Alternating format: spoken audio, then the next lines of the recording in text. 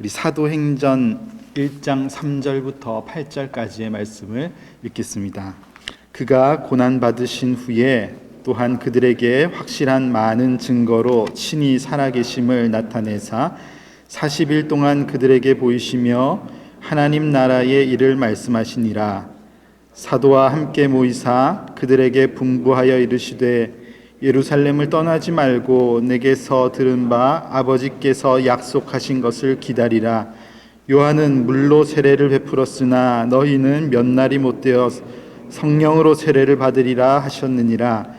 그들이 모였을 때에 예수께 여짜오되 이르되 주께서 이스라엘 나라를 회복하심이 이때이니까 하니 이르시되 때와 시기는 아버지께서 자기의 권한에 두셨으니 너희가 알 바 아니요 오직 성령이 너희에게 임하시면 너희가 권능을 받고 예루살렘과 온 유대와 사마리아와 땅 끝까지 이르러 내 증인이 되리라 하시니라. 아멘.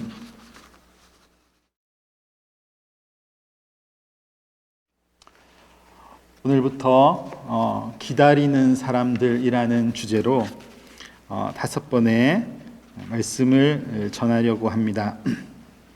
5월 마지막 주일인 성령 강림절, 주님의 부활만큼 우리가 기뻐해야 할 날이라고 생각하기 때문에 성령님에 관한 말씀을 우리가 잘 마음에 새기면 좋겠다 생각합니다. 성령 강림절이 뭐가 그렇게 기쁜 날인가? 성령님께서 우리 눈에 보이지 아니하시기 때문에 우리가 그렇게 생각할 때도 있는 것 같습니다. 하지만 성령님이 임하신 사건이 얼마나 우리에게, 이 땅을 살아가는 성도들에게, 또 이 땅의 교회들에게 복된 일이었고 복된 일이 지금도 되고 있는 것인지 우리가 이 말씀을 통해서 잘 깨달을 수 있으면 좋겠습니다. 그래서 저와 여러분이 이후에는 이전보다 더 많이 참 좋으신 성령님을 고백할 수 있는 그런 우리 모두가 되기를 기대합니다. 여러분, 오늘 우리는 사도행전의 인트로 부분을 읽었다고 말할 수 있겠습니다. 성경 사도행전은요, 사도들이 복음을 전한 내용을, 그 역사를 기록한 책입니다. 사도는 가룟 유다를 제외하고 대부분 이제 예수님의 제자들, 예수님의 12 제자들 중에 대부분이 제자들입니다. 예수님의 제자였던 그들이 이제는 보냄을 받은 그런 사도들의 역할, 그런 무리가 되어서 복음을 증거하는 그런 역사를 기록한 책이 바로 사도행전 책입니다. 그런데 여러분들도 예수님의 제자들에 대해서 어느 정도 잘 우리가 알고 있지 않습니까? 우리가 잘 알고 있습니다. 한 제자는 예수님께서 고난받으실 때 예수님을 팔았던 제자도 있었고, 어떤 제자는 예수님, 난 그런 분 모르요. 나는 그런 분에 대해서 아무것도 아는 바가 없습니다. 그렇게 부인했던 제자들도 있었고, 대다수는 예수님을 다 떠나버리는 그런 제자들 아니었습니까? 고난 받으셨을 때뿐만 아니라 예수님께서 제자들을 가르쳐 주셨을 때에도 우리가 제자들의 모습을 어느 정도 알고 있습니다. 예수님께서 기도하라고 하면은 자기 일수였고, 서로 내가 예수님이 높아지면은 그 옆에 앉을 거라고 서로 다투기 일수였고, 예수님께서 이렇게 어두운 데서 그들을 구하시려 걸어오실 때는 예수님을 알아보지도 못하고 유령이 나타났다고 막 그렇게 소란을 피웠던 그런 정도의 제자들을 우리가 잘 알고 있습니다. 그랬던 그들이 복음을 위해서 목숨을 걸고 온 세상으로 흩어졌다. 복음을 위해서 목숨을 걸고 온 세상으로 나아가서 교회를 세우는 그런 사도가 되었다. 여러분, 이게 믿겨지십니까? 이게 선뜻 마음에 와 닿으십니까? 이전의 제자들의 모습을 어느 정도 안다면은 글쎄요, 좀 믿기가 어려운 사실 같습니다. 도대체 무슨 일이 있었길래 이 제자들이 이런 사도들로 변화되어 있는 것인가? 여러분, 성경을 보니까 성경대로라면은 부활하신 이후에 2달이 채 되지 않은 50일이 지나서 그들이 180도 완전히 바뀌어져 있는 모습을 볼 수 있습니다. 마치 이전에는 막 훈련이 제대로 되어 있지 않은 막 이등병, 훈련병의 모습이었다면은 지금은 특수전에도 들어가도 될 만한 그런 잘 훈련된 용사들로 바뀌어져 있는 모습이 사도행전에 나오고 있거든요. 그리고 그들의 활약상, 그들이 세상에 나아가서 어떤 일을 하였으며 어떻게 교회를 세우고 복음을 증거했는지, 어떤 놀라운 역사를 일으켰는지에 대한 내용이 기록된 책이 사도행전 책입니다. 그리고 오늘 우리가 그 책의 첫 부분을 읽었는데요, 바로 이 첫 부분, 이 짧은 부분을 통해서 이들이 이렇게 바뀔 수 있었던 어떤 비밀을 깨달을 수 있게 성경이 알려주신다, 저는 그렇게 생각합니다. 도대체 그 사이에 무슨 일이 있었던 것인가, 기록된 말씀을 통해서 한번 살펴보면 좋겠습니다. 사도행전 1장 3절 말씀을 보니까요, 예수님께서 부활하신 후에 며칠을 계셨죠? 40일 동안 그들에게 보이셨다, 그렇게 성경이 기록하고 있습니다. 어떤 이들은 이 40일을 성경에 워낙 40이라는 숫자가 많이 반복되니까 상징적인 40일이 아닐까, 그냥 어느 정도 같이 계셨다는 것을 표현한 것이다, 그렇게 해석하는 이들도 있지만, 굳이 이렇게 40일이라고 명확하게 써 있는데 그걸 그렇게 해석을 그렇게 할 필요가 뭐 있겠습니까? 예수님께서 부활하신 후에 제자들과 40일을 같이 계셨다, 우리는 그렇게 믿으면 되겠습니다. 여러분, 그 말은요, 곧 예수님의 부활을 너무나 확실히 느끼고 경험할 수 있었던 충분한 시간이 있었고, 충분한 목격자들, 경험한 이들이 그곳에 분명히 있었다는 사실을 우리로 하여금 깨달을 수 있게 해주시는 말씀입니다. 여러분, 부활하신 예수님이요, 제자들에게 나타나셔서 40일은 고사하고 한 40분만 나타나 주셨어도요, 제자들이 놀래 자빠져서 와, 진짜 예수님이 부활하셨더라, 이러고 다닐 수 있지 않았겠습니까? 그런데 예수님께서 그것을 충분히 느끼고 깨달을 수 있도록 40여일을 이 다시 사신 몸으로 함께 계시며 함께 식사도 하시고 함께 시간을 보내셨으니, 이 부활하신 예수를 이들이 이제는 더 이상 부인할 수가 없는 것입니다. 여러분, 이후에 이들이 목숨을 걸고 외치며 가르치고 전파했던 내용이 뭔가요? 바로 부활하신 예수예요. 예수님이 하나님의 아들이셨다. 너희들이 십자가에 못 박아 죽인 그 예수가 그리스도 구원자 참된 하나님의 아들이셨다, 우리가 그 일의 증인이다, 이것 이야기하고 다닌 것이거든요. 아마 이 40일은 그들이 온 인생을 앞으로 걸어서 앞으로 생명을 다해서 또 증언할 수 있는 그런 확실한 부활의 예수님을 깨달을 수 있었던 그런 시간이 분명히 되었을 것입니다. 이전에 흔들렸던 그들의 믿음에 확신을 주신 시간, 40일 동안 예수님이 함께 계신 시간이 아니었겠나 생각할 수 있습니다. 그런 40일간 점점 사라져 가던 그들의 그리스도에 관한 확신이 다시 회복되기 시작했을 것입니다. 그리고 그 40일 동안 예수님은 오늘 말씀을 보니까 그들과 무엇을 하셨다고 기록하고 있나요? 3절을 보면은 하나님 나라의 일을 말씀하시니라, 그렇게 성경에 기록하고 있습니다. 하나님 나라의 일을 그들과 함께 부활하신 육체로 다가오셔서 그들에게 말씀해 주셨다, 그렇게 성경이 기록하고 있습니다.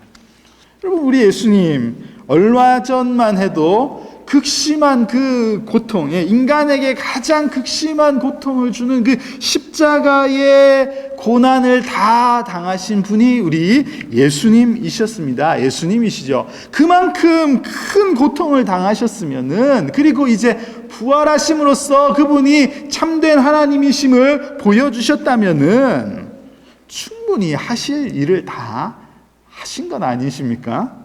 이제는 좀 쉬시다가 영광스러운 하나님 우편으로 앉으시면 되는 일 아니신가요?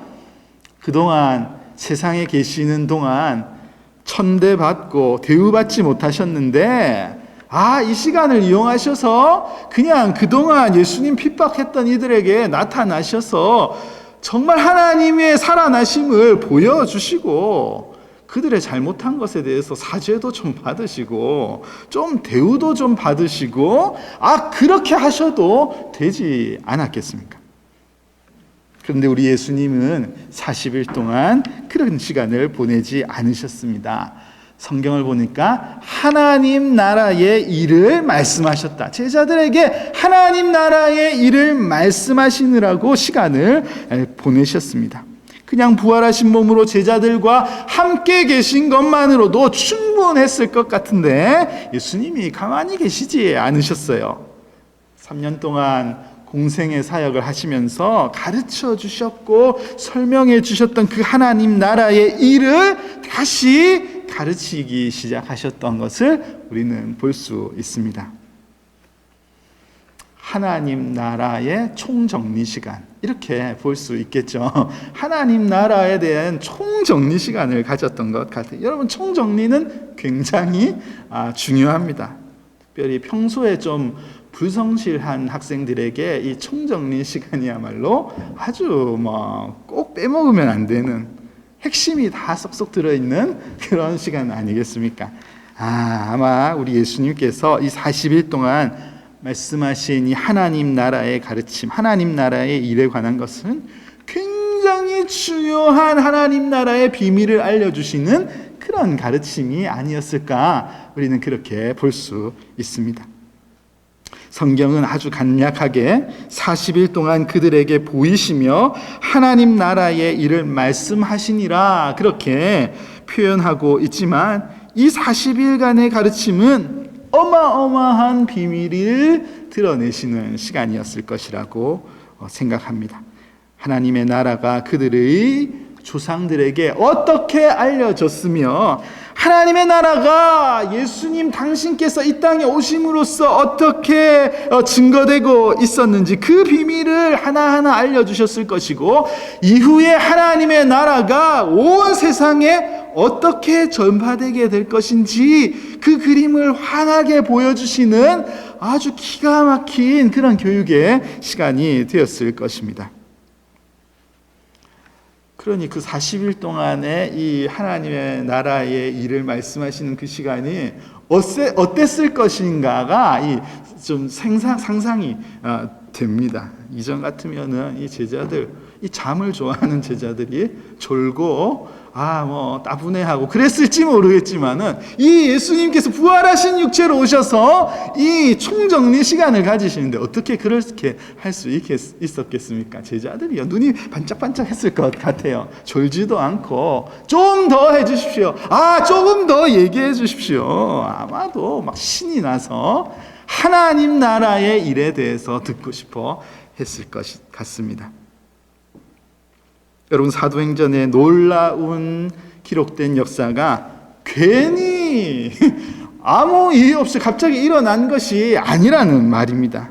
원래 이 제자들이 그럴 만한 사람들이 아니었거든요. 이것은 사도행전의 내용은 참으로 기적과 같은 그런 내용이죠. 여러분, 누구든지 부활하신 예수님을 경험하고 누구든지 하나님 나라의 비밀을 알게 되고 깨닫게 되면은 그의 삶에 놀라운 기적이 일어날 수 있을 줄 믿습니다. 여러분, 그것을 분명히 믿으시기를 바랍니다. 저는 우리 에덴스 아닌 장로교회 성도님들, 지금 예배에 참여하는 모든 분들에게도 이런 놀라운 이적이 일어나는 그런 인생을 살아가시기를 간절히 소망합니다. 우리 예수님 이제 확신도 주셨고 지식도 주셨고 모든 것을 다 이 제자들에게 주셨으니 이제 이들이 이것을 전하는 사도들로서 이제 나아가면 될 것 같고, 예수님은 이제 승천하시면 됩니다. 그들에게 부활 예수의 확신을 주셨고 하나님 나라의 비밀을 다 가르쳐 주셨으니 이제 하실 일을 다 하신 것 같습니다. 그런데요, 오늘 말씀을 보면은 예수님께서 한 가지 더 확실히 말씀하시는 부분이 기록되어 있습니다. 이 분위기를 보니까요, 이 마지막 한 가지가 너무 중요한 것 같아요.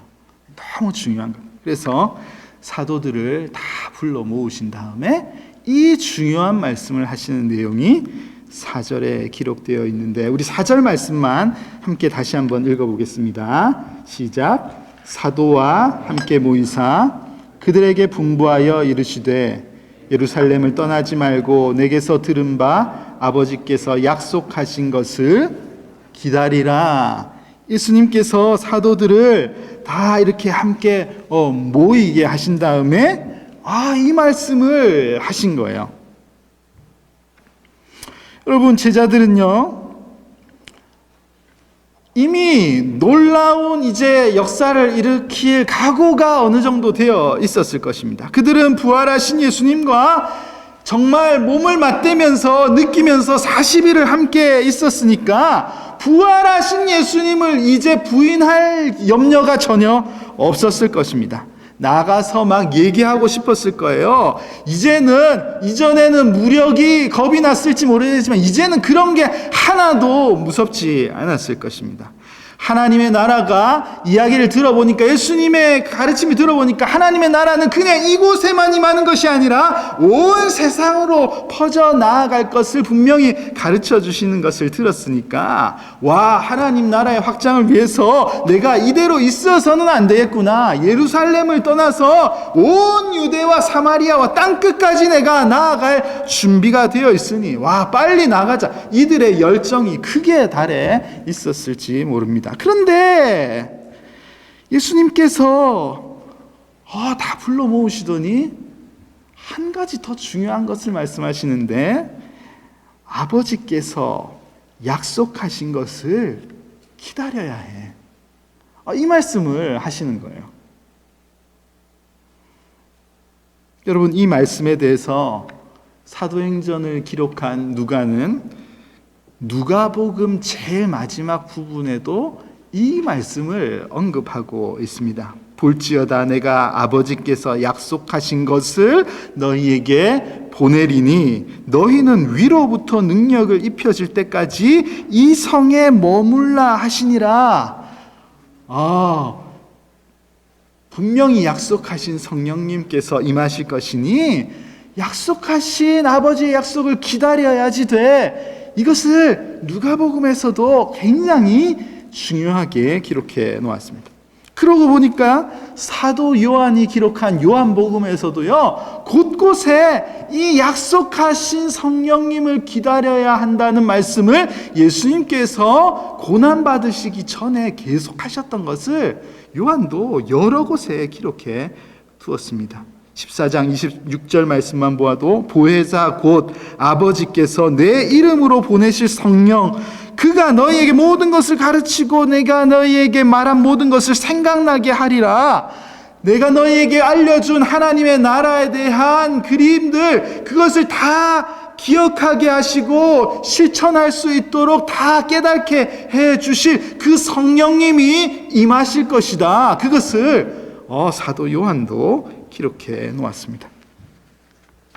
사도들에게는 확신도 충분했고 하나님의 나라에 대한 지식도 충분했지만 그것으로 완전한 모습이 아니었다는 말이에요. 그곳에 성령님이 임재하셔야만 되었다는 말입니다. 왜냐하면 그들에게 권능, 파워가 더해져야지 되기 때문에 그렇습니다. 하나님의 능력이 덧입혀져야지 되기 때문에 그랬던 것입니다. 오늘 8절 말씀을 보면 오직 성령이 너희에게 임하시면 너희가 권능을 받는다. 권능의 근원이 성령님으로부터 임하신다는 것을 분명하게 예수님께서 말씀하신 것이죠. 그렇기 때문에 그 권능의 성령님을 기다려야 돼. 그렇게 진지하게 말씀하시는 내용이 여기에 있습니다.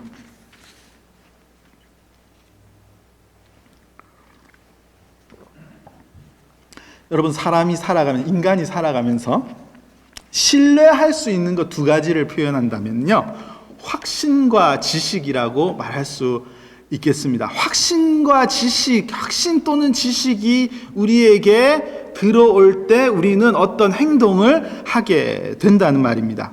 그런데 감감히 생각해 보니까 이 두 가지 확신과 지식은요, 우리의 몸을 통해서 이루어지는 것이에요. 그렇지 않습니까?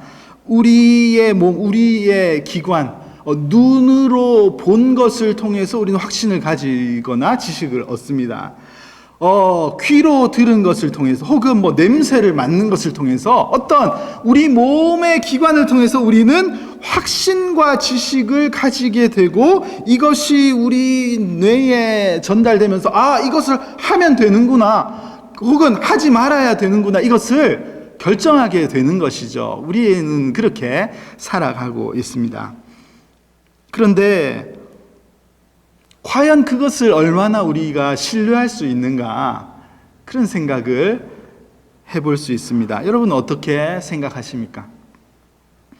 우리가 살아가면서 얼마나 확신하는 일들이 많은지 몰라요. 그런데 그 확신과 지식이 절대적일 수 있는가? 절대적이 어떤가? 여러분 생각해 볼 수 있습니다. 우리 다 확신이 있어서 결혼하지 않습니까? 확신이 있어서 어떤 직업을 가지기도 하고요. 확신이 있어서 내 이 확신이 있어서 투자한다. 이렇게 일을 하기도 하고요. 확신이 있어서 지금 여기까지 와서 공부하고 우리가 다 그렇게 하는 것 아닙니까? 그런데 여러분의 확신이 얼마나 믿을만 한가요? 우리는 그 확신과 지식에 대해서 시간이 얼마 지나지 않아 실망하게 되는 그런 경우가 여러분 허다한 것 같습니다. 심지어 구원에 관해서도 그렇습니다. 많은 경우에 구원의 확신을 강조하고 가르칩니다. 확신이 있으면 구원을 받은 거야. 그렇게 말하기도 한다는 것이죠. 그런데 저는 좀 생각해 봐야 될 문제다. 그렇게 생각합니다. 글쎄요, 정말 그런가요? 확신이 구원을 주는 것이 아닙니다. 확신이 뭔데 구원을 가져다 줍니까? 너무 그 확신에 우리 몸이 느끼는 확신에 근거를 두지 말아야 됩니다. 성경과 교리의 지식에 대해서도 구원의 그 근거를 거기에 두어서는 안 된다는 말입니다. 인간의 확신이 성경적인 지식이 구원을 가져다 주는 게 아니에요.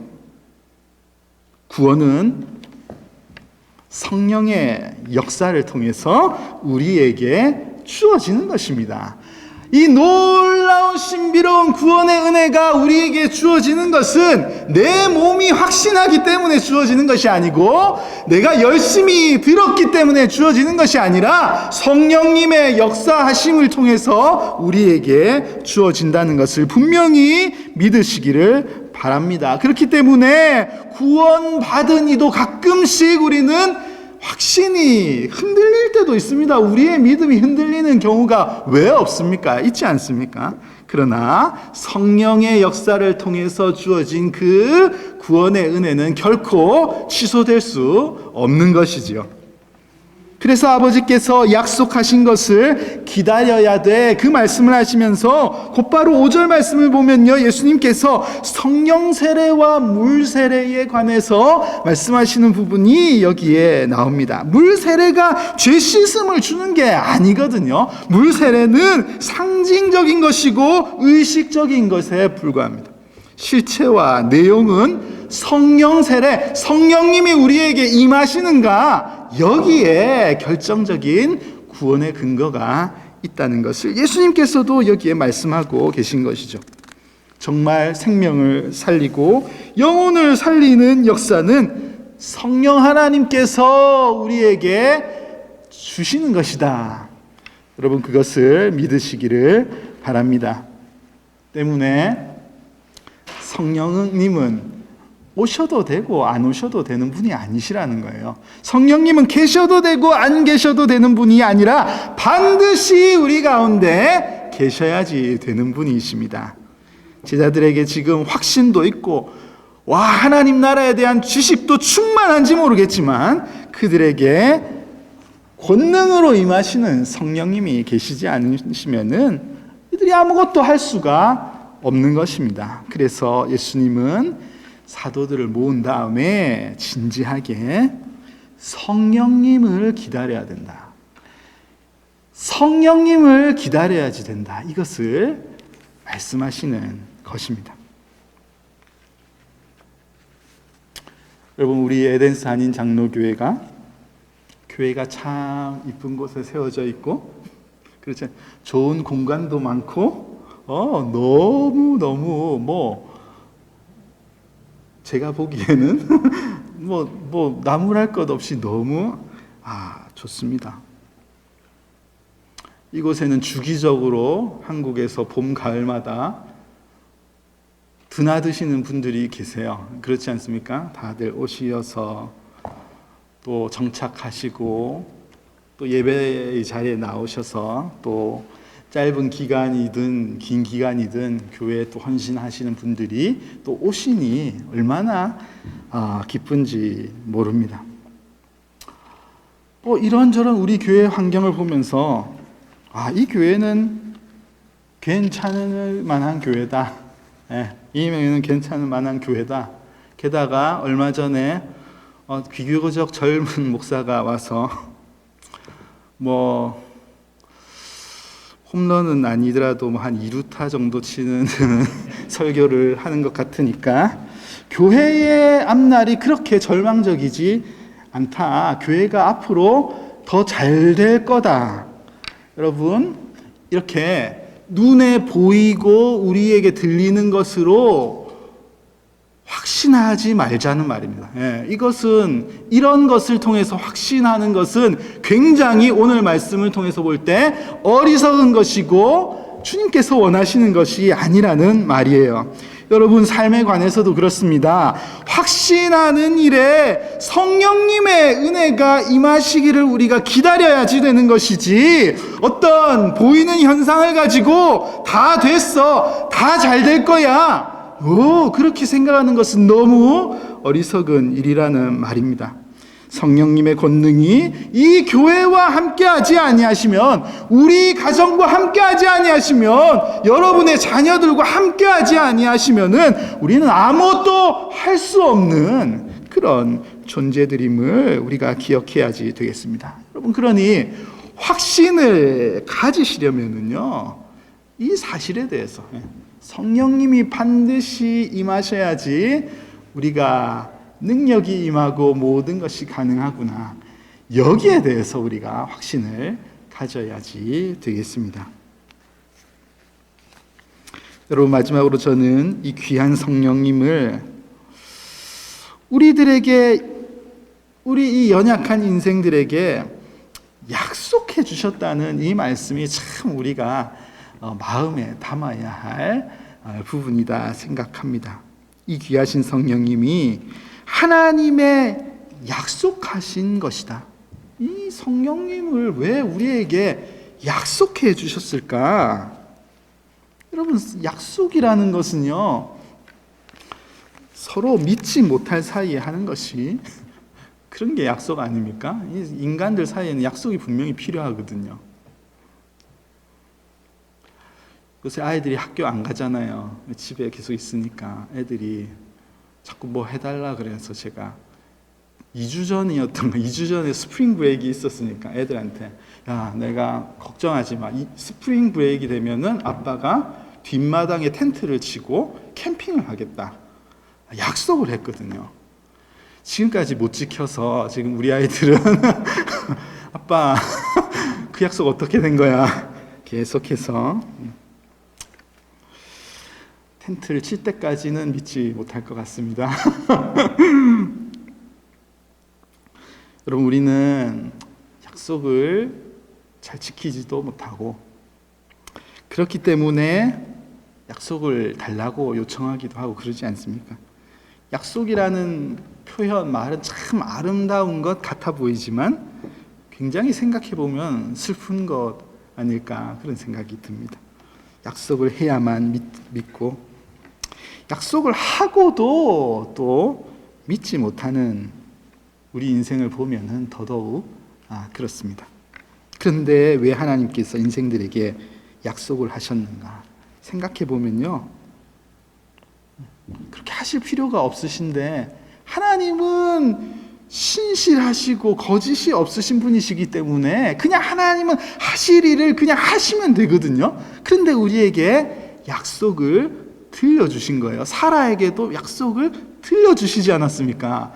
그 하나님의 은혜가 얼마나 귀합니까? 신명기 7장 9절을 보면은 우리 하나님은 신실하신 하나님이시다, 변함이 없으신 진실하신 하나님이시다고 그렇게 하나님을 말씀해 주시고 있습니다. 신실하신 하나님께서, 가장 신실하시며 거짓이 없으신 하나님께서 약속을 하셨다는 것은 순전히 이것은 우리를 위하신 약속이었을 것입니다. 우리를 위해서 속고 속이며 하나도 믿지 못하고 살아가는 우리들을 위해서 약속을 해 주신 것입니다.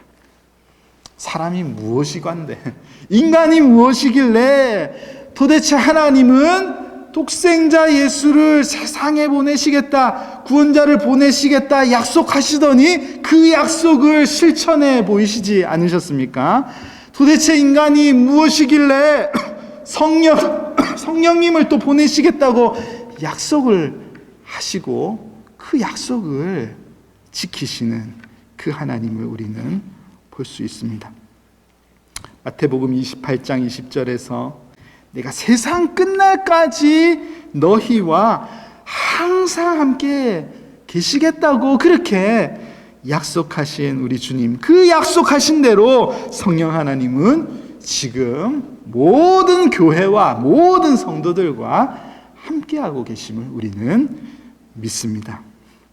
여러분, 그렇기 때문에 오늘 이 말씀을 통해서 우리는 신실하신 하나님을 누릴 수 있기를 소망합니다. 우리 하나님은 약속하신 대로 약속을 이루시는 그 하나님이신 거예요. 성부 하나님은 연약한 제자들을 위해서 약속하셨고, 부활하신 예수님은 40일 동안 그 연약한 제자들과 함께 하시며 가르쳐 주셨고, 그리고 약속의 성령님께서는 정말 제자들에게 임하셨고, 교회 시대에 교회와 함께 하시고 성도들과 함께 하심을 우리는 분명히 믿어야지 되겠습니다. 여러분, 기다리는 사람들, 이 설교 시간을 통해서 참 좋으신 성령님이시구나. 우리 성령님은 두려운 분, 무서운 분이 아니라 우리 성령님은 정말 좋으신 하나님이시구나. 우리가 그것을 충분히 느낄 수 있는 그런 시간이 되기를 간절히 소망합니다. 기다리라고 하시잖아요. 기다려라. 약속 주셨으니까 기다려라. 여러분, 우리가 때로는 살아가면서 아까 찬양한 것처럼 빈들의 마른 풀같이 시들시들해져 살아갈 수가 있습니다. 우리 환경이 그렇게 만들고 있거든요.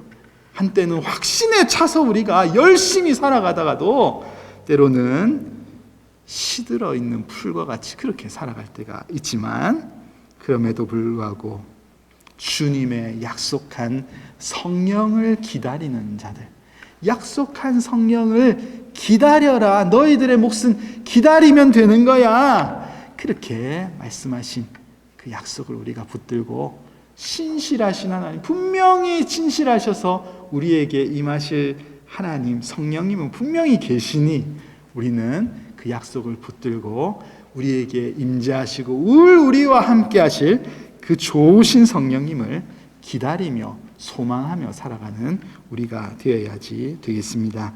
보이지 아니하시지만 분명히 우리와 동행하시는 약속의 성령님을 우리가 누리면서 우리 주어진 한 주간도 힘있게 이 어려운 시기를 극복해 나아가는 우리 모든 성도님들이 다 되시기를 간절히 소망합니다.